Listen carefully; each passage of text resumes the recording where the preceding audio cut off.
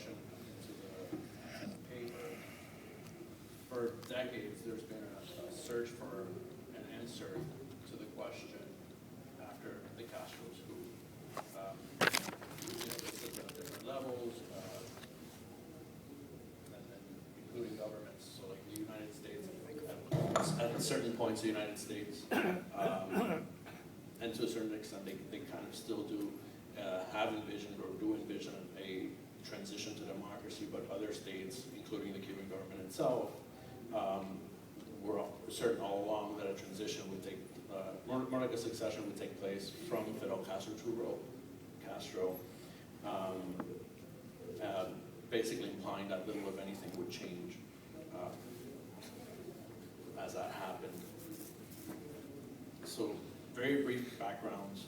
1959, Castro comes to power. The Ministry of the Revolutionary Armed Forces is set up, known as MINFAR, headed by Raul Castro, and he headed it until he became head of state in 2006. When the Soviet Union collapses, it meant an end to the lifeline that was propping up the Cuban economy. This helped cause what was known as a periodo especial, which was a very rough time economically for the Cuban people. And so the Cuban government, as a response, set up the Sistema de Perfeccionamiento Empresarial, or Enterprise Management Improvement System, which was aimed to streamline the military's operations. And in addition, Raul Castro also established several state-run corporations that were aimed to serve as joint ventures with foreign capital. So first, to look at, supposed to be oligarchy, I'm supposed to give an idea of what oligarchy is. I went back to Plato, who was really the first to define oligarchy. So he defined it as government resting on a valuation of property in which the rich have power and the poor man is deprived of it. Later on in the 18th century, Gregory Sharp said a king may become a tyrant, but an oligarchy is a group of tyrants. So you can see how the definition and the idea of oligarchy is evolving across the centuries. In the late 19th and early 20th century, it was the idea that sovereignty was transferred from an individual ruler to the people. So here you get the beginnings, starting with the American and French revolutions, that idea that sovereignty lies within the people. And now leaders and officials are elected through democratic elections in increasingly more countries. Robert Michaels wrote, in theory, the principal aim of socialist and democratic parties is the struggle against oligarchy in all its forms. So there you get a little bit more of the clash of oligarchy versus these new ideas. By the mid-1950s, you get writers such as Seymour Martin Lipset, Martin Trout, James Coleman, stating that oligarchy, or defining oligarchy as a one-party political system where one group, which controls the administration, usually retains power indefinitely, rarely faces organized opposition, and when faced with such opposition, often resorts to undemocratic procedures to eliminate it. So some of these elements you could apply to the Cuban example as it's developing. And then by the 21st century, Darcy Leach defines it as a concentration of entrenched illegitimate authority and or influence in the hands of a minority. So what I did with this paper was take those ideas of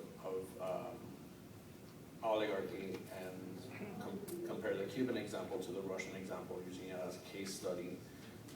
And in Russia, in the 1990s, 2000s, after the fall of the Soviet Union, Russia developed a system where, although it seemed to be setting up democratic institutions, they were really working parallel and oftentimes along with oligarchs. And I'm sure you've all heard of the Russian oligarchs that are still around. And so some Russian opposition leaders and journalists have given these definitions, defining it as a hybrid regime, basically between personalistic leadership and democratic legitimation. and you have Gary Kasparov, one of the leading opposition leaders, defining the Kremlin as an oligarchy. So you kind of you see what's going on in Russia right now. These oligarchs kind of working along with the government, with the Putin administration, and you kind of see what I'm thinking will be the case in Cuba. So oligarchy in Cuba today, the revolutionary armed forces dominate Cuban politics, and its influence is felt across the board. And the military has not suffered the cutbacks made in other sectors of the economy in recent years.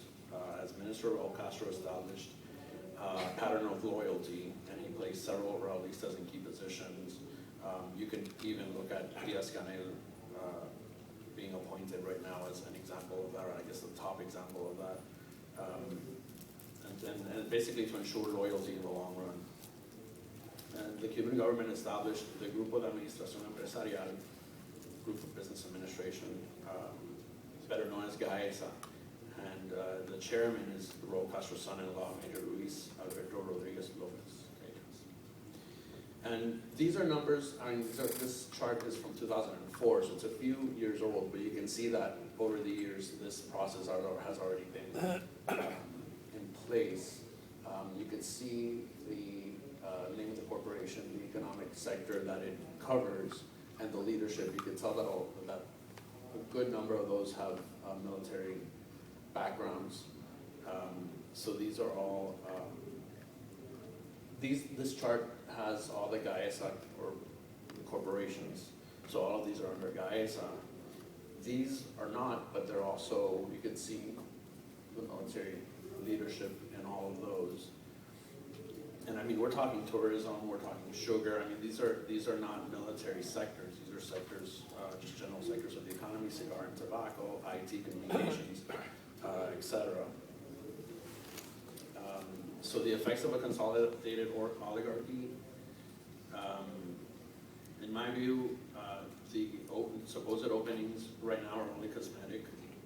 The oligarchy will prevent the establishment of an even playing field when a quote-unquote market economy is introduced. And politically, a hegemonic party system seems likely to emerge in a post-Castro Cuba. But abroad, many will accept this democratic appearance as legitimate and as truly viable. So my conclusions, it really seems likely that upon Fidel and Raul Castro's disappearance from the political scene, an oligarchy will be firmly established. The effects on the Cuban economy will have some similarities to Russia today. Cuba's consolidated oligarchy will give the international community the impression that it is open and enacting real political and economic reforms, even though it is just changing its methods but continuing to go on the same course. And in reality, it will only present more of the same to the Cuban people. Economic opportunities will remain in the hands of the oligarchs, making Cuba's prospective entrepreneurs and small business owners unable to compete for their survival.